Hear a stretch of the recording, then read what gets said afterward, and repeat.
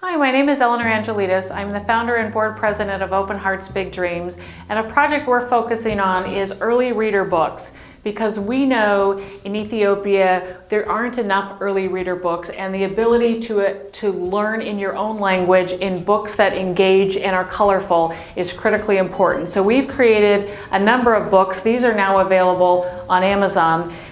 The more important piece is that those books are going back to Ethiopia and allowing kids to learn how to read. And we all know that reading is the vehicle that opens up the next level of education and can change a kid's future. Youth is the future. You have the ideas, you have the power. You may not have fully unlocked all of it yet, but I think one of the things we're doing is we're having a junior board of young people, whether they be high school or college or early career, because we know that the solutions lie with the young people of today. For my generation, we created some of this, and we are clearly doing some of our part to figure out like how to make things better. But the kids are the future. The little kids who learn to read the books are like the more distant future. But the young people, there's a big place for you in figuring out like where you want to make your contribution, and you can do it as a young person. In fact, I think it's more compelling for a young person, because I think, like, I look at my little one and she will speak in front of 200 or 300 people, asking people to give and to help create opportunities. And it's hard to see she's done it since she was 3, a 3, 4, 5, 6, 7-year-old get up there and say, this is not fair and you need to fix it.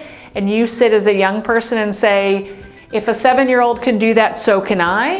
And I think that feeling that you have something to contribute, kids don't see boundary. So her first answer to me was, if kids don't get to go to school or don't get to learn to read, that's not fair and you need to fix it. And it was that simple.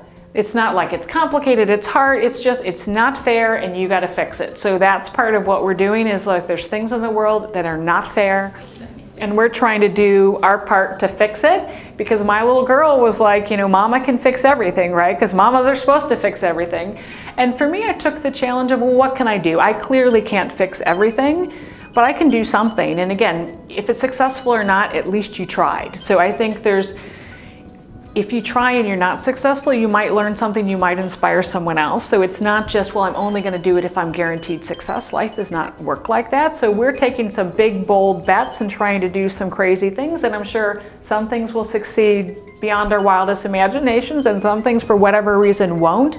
But I think for youth too, take chances, try new things, and really see what impact you can have. And I think in our organization, or organizations like this one, there's lots of places where youth can have a voice and youth can have power. And if you look at the things happening in the world today, youth is having a really big impact and a voice. And I'd just like to encourage more of you to figure out like what's the thing that you could do to have the impact you want to have in your world. Thank you.